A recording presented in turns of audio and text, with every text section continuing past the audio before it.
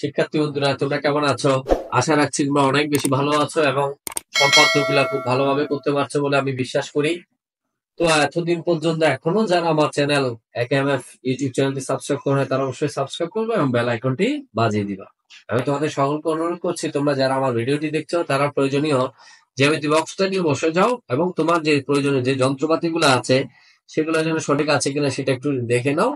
এবং আমার সাথে সাথে যদি তোমরা অঙ্কন করো, জ্যামিতিগুলো তোমাদের কাছে অনেক বেশি সহজ লাগবে। ঠিক আছে? তো দেখো, আমি প্রশ্নটা পড়ার চেষ্টা করব। তোমরা যদি প্রশ্নটা খুব ভালোভাবে বুঝতে পারো, প্রশ্নের মধ্যে কিন্তু ক্লু গুলা দেওয়া আছে, ক্লু গুলার আমি বিস্তারিত ব্যাখ্যা দেওয়ার চেষ্টা করব। সেগুলো যদি তোমরা বুঝতে পারো, তোমরা এই প্রশ্নের অ্যান্সার সহজভাবেই করতে পারবা। ঠিক আছে? তবে কেউ স্কিপ করে কিন্তু ভিডিওটা দেখবে না, তাহলে কিন্তু গুরুত্বপূর্ণ যে তথ্যগুলো আছে সেগুলো কিন্তু তোমরা অনেকাংশে মিস করে যাবে। ঠিক আছে?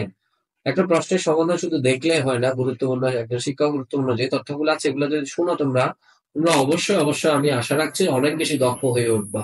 তার কথা না বাড়িয়ে শিক্ষার্থী বন্ধু, আমি প্রশ্নটা নিয়ে আলোচনা করতে চাই। এবং বলে রাখা ভালো, এই প্রশ্নগুলা কিন্তু বিভিন্ন বোর্ডে প্রায় সময় আসতে আমরা দেখি। আর বৃত্ত থেকে যে প্রশ্নগুলো দেওয়া হয় শিক্ষার্থী বন্ধুরা, এখানে তো অবশ্যই এই ধরনের একটা প্রশ্ন অবশ্যই অবশ্যই থাকে। কেমন? দেখো, কোন বৃত্তে এমন দুইটি স্পর্শক আঁকো। প্রশ্নগুলো কিন্তু খেয়াল করবো। কেমন? বলতেছে কোন বৃত্তে এমন দুইটি স্পর্শক আঁকো, অর্থাৎ একটা বৃত্তে দুইটা স্পর্শক আঁকতে বলছে যেন এদের অন্তর্ভুক্ত কোণ 60 ডিগ্রি হয়। কেমন? একটু খেয়াল করো শিক্ষার্থী বন্ধুরা, আমি আবার বলছি, কোন বৃত্তে এমন দুইটি স্পর্শক আঁকো। আমি একটা ও কেন্দ্রবিষ্ট একটা বৃত্ত নিলাম, ও কেন্দ্রবিষ্ট একটা বৃত্ত। এই বৃত্তের মধ্যে আমি দুইটা স্পর্শক আঁকবো, একটা বিসি স্পর্শক আর একটা এস স্পর্শক।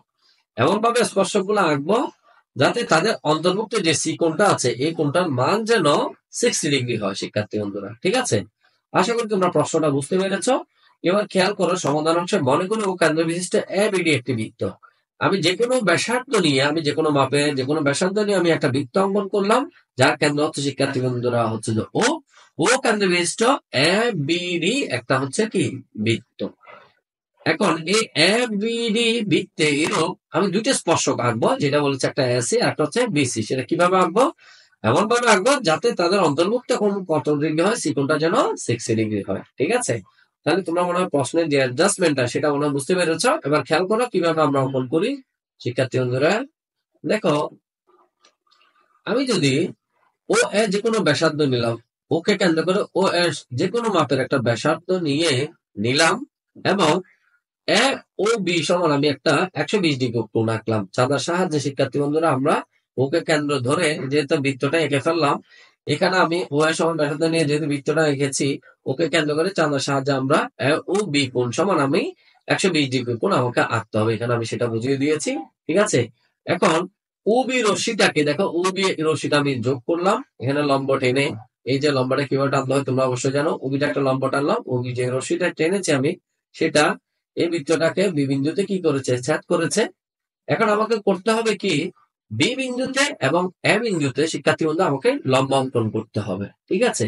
এই বিষয়গুলো কিন্তু ধাপে ধাপে যদি বুঝতে পারো তাহলে জ্যামিতি আসলে খুব সহজ। দেখো, বি কে কেন্দ্র করে আমি যে কোনো ব্যাসার্ধ নিয়ে আমি কি করলাম, বিসি আমি কি করলাম, লম্ব এঁকে ফেললাম। কেমন? দেখো, বি কে কেন্দ্র করে যে কোনো ব্যাসার্ধ নিয়ে আমি এখানে এখানে একটা বৃত্তচাপ নিলাম, এটা কেন্দ্র করে সাথে সাথে এখানেও কাটবো, আমার এখানে কেন্দ্র করে এখানেও কাটতে হবে, এখানে কেন্দ্র করে একই মাপ নিয়ে আমাকে এখানেও কি করতে হবে শিক্ষার্থী বন্ধুরা, কাটতে হবে।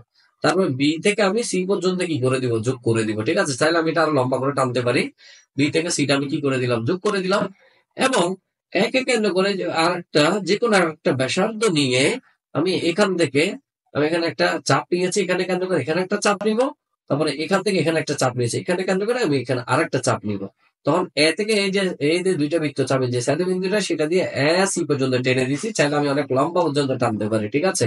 এখন দেখো দুইটা লম্ব হয়েছে, একটা এসি লম্ব আর একটা বিসি লম্ব। ঠিক আছে? দুইটা লম্ব এসি লম্ব এবং বিসি লম্ব দুইটা কিন্তু একটা বিন্দুতে মিলিত হয়েছে। শিক্ষার্থী বন্ধুরা দেখি বলতে সেই মিলিত বিন্দুটা কি, এটা হচ্ছে সি বিন্দু। শিক্ষার্থী বন্ধুরা কেমন? আমি যখন দুইটা লম্ব টানলাম সি বিন্দুতে মিলিত হয়ে গেল, তখন আমরা বলতে পারি যে এসি এবং বিসি হচ্ছে আমাদের এই বৃত্তের দুইটা স্পর্শক, প্রশ্নে আমাদের যেটা চেয়েছে। এবং অন্তর্ভুক্ত এসিবি কোণ, এই কোণটা হচ্ছে যে আমাদের কত ডিগ্রি শিক্ষার্থী বন্ধুরা, 60 ডিগ্রি। বা এখানে শিক্ষার্থী বন্ধুরা ভুল হয়েছে, এটা এ ও বি কোণ সমান 120 ডিগ্রি। এসিবি কোণ, এসিবি কোণ এসি বিকোণ সমান হচ্ছে যে 60 ডিগ্রি। শিক্ষার্থী বন্ধুরা ঠিক আছে। তো আমাদের প্রশ্নে যেটা চেয়েছে যে কোন বৃত্তে এমন দুইটা স্পর্শক আঁকো যেটাতে অন্তর্ভুক্ত কোণ 60 ডিগ্রি হয়। দুইটা স্পর্শক আঁকলাম যেটাতে অন্তর্ভুক্ত কোণটা কত ডিগ্রি হয়, 60 ডিগ্রি হয়। ঠিক আছে, আশা করি তোমরা প্রশ্নটা বুঝতে পেরেছো।